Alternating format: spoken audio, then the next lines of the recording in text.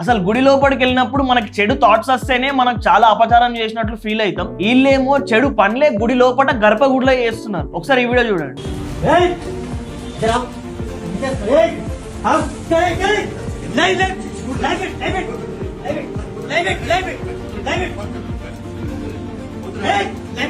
ఒక గుడి అర్చకుడు ఒక చిన్న మైనర్ బాలిక మీద లైంగిక దాడికి పాల్పడిండు, అది గుడి గర్భగుడిలో. సో ఇట్లాంటి సిచ్యువేషన్స్ మనం చూస్తున్నాం కలికాలంలో. అసలు గర్భగుడిలో అట్లాంటి ఆలోచన రావడం ఏందో అర్థమైతలేదు, అది అర్చకుడికి రావడం ఏందో అర్థమైతలేదు. బయట ఉన్న స్థానికులు గుడి లోపలికి వెళ్ళి ఆయన బెదిరించి ఇదంతా వీడియో తీసేసి ఇప్పుడు సోషల్ మీడియాలో ఇది వైరల్ అవుతుంది. ఈయన మీద ఆల్రెడీ కేసు బుక్ చేసిర్రు, ఏళ్ళను రేపట లోపటేస్తారు. అసలు కలికాలం అని అంటే మరీ ఘోరంగా తయారవుతున్నారు రోజు రోజుకి. అది గుడిలో ఇట్లాంటి చాష్టలు చేసుడు అనేది నాకైతే అర్థమైతలేదు. ఆల్రెడీ మన ధర్మం మీద, సనాతన ధర్మం మీద ఎంత దుష్ప్రచారం జరుగుతుందో చూస్తున్నాం. ఇక ఇట్లాంటి వాళ్ళు గిట్లా ఇంకా మన ధర్మాన్ని ఇంకా వెనకకు తీసుకుపోతున్నారు, ఇంకా నాశనం చేస్తారు. ఇట్లాంటి వాళ్ళని ఇంకొకటి తయారైతే వాళ్ళని చెప్పుల కొట్టి కొట్టాలి. దీని మీద మీరేమంటారో కామెంట్ చేయండి.